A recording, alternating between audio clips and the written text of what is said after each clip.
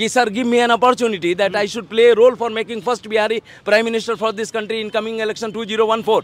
तो नीतीश जी ने कहा था कि हिंदी नहीं आता है, तो हम बोले कि हमारा भोजपुरी आवाला, हम भोजपुरी से एमए कहनी है, तो बोले कि भोजपुरी में बोला, तो हम बोलने की रुआ हमरा के एगो ऐसा मौका देती कि बिहार के कोनो व्यक्ति भारत के प्रधानमंत्री बनित। भारत में टैलेंट की कमी नहीं है, लेकिन दिक्कत यह है कि केवल अगर पॉलिटिशियन के बेटा बेटी ही अगर संसद में जाएंगे तो उससे भारत विकसित नहीं होगा। मैं G40 का मीटिंग करूंगा हर एक संसदीय क्षेत्र में, और मैं कोशिश करूंगा कि जितने भी पढ़े लिखे लड़के हैं जो सामाजिक रूप में कुछ काम किए हैं उनको मैं लाऊंगा, क्योंकि किसी भी पार्टी में आप देखेंगे कि कार्यकर्ताओं। एक बात बताइए, राहुल गांधी बेचारा, उसको तो हमें लगता है कि मन लगता नहीं है पॉलिटिक्स में। इसलिए नहीं लगता है कि जैसे किसी भी खानदान में, किसी भी परिवार में अगर कोई दुकान होता है, न चाहते हुए दुकान पर बैठना पड़ता है। ही इज वेरी इनोसेंट गाय। दुकान मतलब मोदी जी, जो राहुल गांधी का दुकान है कांग्रेस, आपको बात होगा नीतीश कुमार नहीं बनेंगे प्रधानमंत्री। ऐसा होता है कि देखिए, नीतीश जी को तो मैं खुद ही बोला था 17/12/2012 को कि sir give me an opportunity that I should play a role for making first Bihari prime minister for this country in coming election 2014। तो नीतीश जी ने कहा था कि हिंदी नहीं आता है, तो हम बोले कि हमारा भोजपुरी आवाला, हम भोजपुरी से एमए कहनी है, तो बोले कि भोजपुरी में बोला, तो हम बोलने की रुआ हमरा के एगो ऐसा मौका देती कि बिहार के कोनो व्यक्ति भारत के प्रधानमंत्री बनित, ओमे हम अपन भूमिका निभाती। तो वो बोले कि आप ही प्रधानमंत्री बन जाइए। तब जाके हम वहाँ से लड़े थे 2014 में बनारसी से। एक चीज़ मैं बता देता हूँ, सबसे बड़ी बात है कि प्रधानमंत्री 17 साल से ये मुख्यमंत्री हैं, इनमें गट्स नहीं है। गट्स इसलिए नहीं है कि ये क्या किए कि ब्यूरोक्रेटिक गवर्नेंस करने लगे। इनको इतना बढ़िया चांस मिला, 17 साल चांस मिला है, और इनके अंदर में वो क्या बोलते हैं कि डेमोक्रेटिक गवर्नेंस इनको आता नहीं है। और सबसे बड़ी बात यह है कि ये प्रशासन को आगे कर देते हैं, पीछे पीछे चलना शुरू किए हैं। हाँ, तो उससे प्रधानमंत्री आप नहीं बन सकते हैं, क्योंकि प्रधानमंत्री को एक चीज आना चाहिए। तमिलनाडु में जाए तो उनको ये बोलने आना चाहिए, वणक्कम एपड़ी करेंगे ना लड़के नमदनाड़ भारतवर्षम। उसके बाद मान लीजिए कि आप अगर चाइना में जाएं तो चाइनीज में जवाब देने आना चाहिए, क्योंकि अभी तक कोई प्रधानमंत्री ऐसा नहीं बना है जो नहीं आता है। लेकिन उनको हम चाहेंगे, मोदी जी को 2-4 लाइन जरूर सिखाएंगे।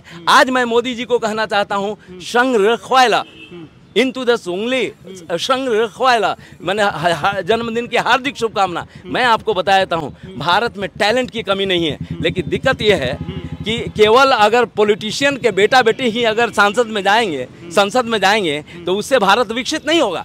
हमें ऐसा लगता है कि और वो मीडिया जो एयर कंडीशन में रह रही हैं, जो आपस में खाली इंडिया और इंडिया के बारे में सोचेंगी, व्हाट अबाउट यूथ इंडिया। तो मैंने बोला कि माता पिता इंडिया, बेटा बेटी यूथ इंडिया। अगर ये लोग एक सीट अगर नहीं दे रहे हैं काराकाट लोकसभा क्षेत्र, तो मैं 40 सीट पर युवाओं को खड़ा करूंगा, बिहार के 40 सीट पर, क्योंकि G20 का मीटिंग वहां हुआ था। मैं G40 का मीटिंग करूंगा हर एक संसदीय क्षेत्र में, और मैं कोशिश करूंगा कि जितने भी पढ़े लिखे लड़के हैं जो सामाजिक रूप में कुछ काम किए हैं उनको मैं लाऊंगा, क्योंकि किसी भी पार्टी में आप देखेंगे कि कार्यकर्ताओं को ये लोग टिकट नहीं दे पाते हैं। और मोदी जी को एक बात समय है, क्योंकि उनके पास कोई वैसा लीगेसी नहीं है, परिवारवाद, वंशवाद, ये सब नहीं है। मोदी जी के पास नहीं, लेकिन भाजपा में तो परिवार ऐसा होता है कि देखिए, ये तो परेशानी है, ये तो पार्टी की परेशानी है, लेकिन मुझे लगता है कि पार्टी और सब कुछ से वो ऊपर उठ चुके हैं। अब इंडिया गठबंधन पे हमला करते हैं कि ये परिवारवाद है, भ्रष्टाचार है, लेकिन इसमें मोदी जी की पार्टी में, भाजपा में तो भी तो परिवारवाद है। आपका कहना बिल्कुल सही है, लेकिन मोदी जी और जितनी भी पार्टियां हैं उस पार्टी के हेड ही अपना सब कुछ रखे हुए हैं। जैसे लालू जी के साथ वही है परिवारवाद, उसका सोनिया गांधी के पास वही परिवारवाद है। एक बात बताइए, राहुल गांधी बेचारा, उसको तो हमें लगता है कि मन लगता नहीं है पॉलिटिक्स में। इसलिए नहीं लगता है कि जैसे किसी भी खानदान में, किसी भी परिवार में अगर कोई दुकान होता है, न चाहते हुए दुकान पर बैठना पड़ता है। ही इज वेरी इनोसेंट गाय। दुकान मतलब मोदी जी, जो राहुल गांधी का दुकान है कांग्रेस। आपको मालूम होना चाहिए कि सबसे बड़ी बात यह है कि ये लोग, संविधान में लिखा हुआ है कि पार्टी में डेमोक्रेसी होना चाहिए। ये लोकतंत्र है, ये नहीं है, राजतंत्र है। राजतंत्र भी नहीं है, परिवार तंत्र है। सबसे बड़ी बात यह है कि इन लोगों को क्या जरूरत है ये रहने के लिए। आप दूसरा भी तो काम करो। और मैं आपको बताता हूँ, राहुल गांधी बहुत बढ़िया लड़का, बहुत बढ़िया लड़का, लेकिन बात है कि उस आदमी के चॉइस पप्पू कहते हैं। नहीं, पहली बात, पप्पू का मतलब होता है पप्पू हो जो होता है ना, पप्पू पटना पुलिस को भी कहा जा सकता है। प से पटना, अब पू से पुलिस। तो ऐसा नहीं है। देखिए पप्पू बहुत बढ़िया चीज है, और सबसे बड़ी बात यह है कि राहुल गांधी के पास टैलेंट है, अलग किस्म का टैलेंट है, लेकिन कहते हैं लोग नहीं पढ़े लिखे हैं, वो उसको जबरदस्ती, उस आदमी को जबरदस्ती पॉलिटिक्स कराया जा रहा है, जबरदस्ती। इसलिए कि मैं आपको बताता हूँ, जबरन काम करने को बोलते हैं बलात्, और वो आदमी को मन लगता नहीं है। वो आदमी देश के लिए सामाजिक रूप भारत जोरो यात्रा चालू कर रहे हैं, मोहब्बत की दुकान खोल रहे हैं, कह रहे हैं पॉलिटिक्स में मन नहीं लगता है। ऐसा होता है कि देखिए सबसे बड़ी बात यह है कि जबरदस्ती करवा के उस आदमी को क्या क्या नहीं करवा दिया। एक बात बताइए, बायां हाथ सफाई करता है और दाहिना हाथ को प्रसाद मिलता है ना। तो मेरा ये कहना है कि राहुल गांधी को फ्री होकर समाज में काम करने का मौका नहीं मिला।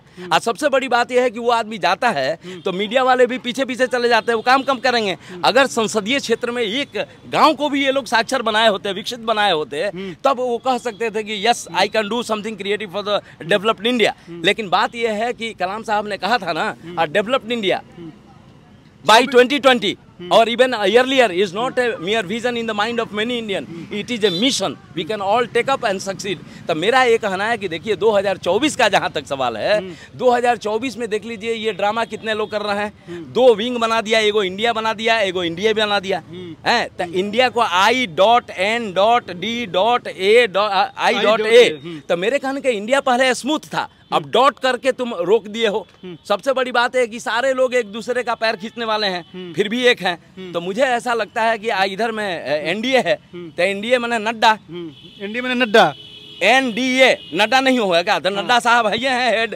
तो मेरे कहने को मतलब एनडीए ही है, वो है। लेकिन मैं आपको बताता हूँ, यूथ इंडिया को याद कीजिए, यूथ इंडिया इज कमिंग। माता पिता इंडिया, बेटा बेटी यूथ इंडिया। और सबसे बड़ी बात यह है कि ये लोग अगर सामूहिक रूप में सर्वदलीय अगर काराकाट लोकसभा क्षेत्र अगर नहीं दिए, इवन लालू जी को, नीतीश जी को, सारे लोगों को मैं बोलना चाहता हूं, हर एक जगह पार्टी प्रतिनिधि दीजिए, एक जगह जन प्रतिनिधि बनने का मौका दीजिए। अगर नहीं देते हैं तो मैं 40 सीट पर खड़ा करूंगा। आप पता कर लीजिए कि मैंने 27 सालों से डॉक्टर एपीजे अब्दुल कलाम के सपने को साकार करने के लिए काम कर रहा हूं। आखिरी सवाल जी, 2024 में मोदी जी या राहुल गांधी? पहली बात है कि 2024 में शिव गांधी शिव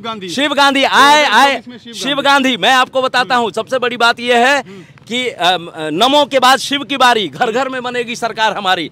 हर एक जगह शिव चर्चा होता है, नमो के बाद शिव की बारी, नमो के बाद नमो शिवाय ही होता है। वो पूजा भी करते हैं। तो मुझे ऐसा लगता है नमो, एक बात बताइए, चांद पर ये स्लोगन फिर से बोलिए, नमो के बाद शिव की बारी, घर घर में बनेगी सरकार हमारी। और सबसे बड़ी बात यह है, हमने एक नारा दिया था 15 अगस्त 1997 में, और वो नारा ये था, चलो मिलकर हम स्वयं करें नए भारत का नवनिर्माण, नई डिहरी नया बिहार बने, विकसित भारत की प्रथम पहचान। और आप देख सकते हैं शिव का क्या प्रताप है और शक्ति का क्या प्रताप है कि चंद्रयान 3 जब चांद पर उतरा तो उस लैंडिंग पॉइंट को भी माननीय मोदी जी ने उसका नाम क्या रख दिया है, शिव शक्ति पॉइंट। तो मुझे लगता है कि शिव को तो स्थान देना ही पड़ेगा, चाहे काराकाट लोकसभा में दें, और चाहे बिहार में एक दिन का मुख्यमंत्री बना के दें, और नहीं तो पीएम सिर्फ खाली करें। हमको उतना जल्दीबाजी नहीं है, मोदी जी रहे पीएम तो कोई दिक्कत नहीं है, लेकिन मोदी जी के बाद, नमो के बाद शिव की बारी, घर घर में बनेगी सरकार हमारी। चलिए, मोदी जी जब तक हैं तब तक इन्हें कोई दिक्कत नहीं है, लेकिन मोदी के बाद ये चाहते हैं कि हमें प्रधानमंत्री बनाया जाए। तो चलिए देखते रहिए प्राइम अड्डा। इसके विषय में आपकी क्या ख्याल है? आज देश के प्रधानमंत्री माननीय नरेंद्र मोदी जी का 74वां जन्मदिन है। इस जन्मदिन के मुबारक मौके पर उन्हें किस तरह से आप बधाई देना चाहते हैं, कमेंट बॉक्स में ज़रूर बताइए। देखते रहिए प्राइम अड्डा। मिलते हैं फिर किसी अगले वीडियो में, तब तक के लिए शुक्रिया।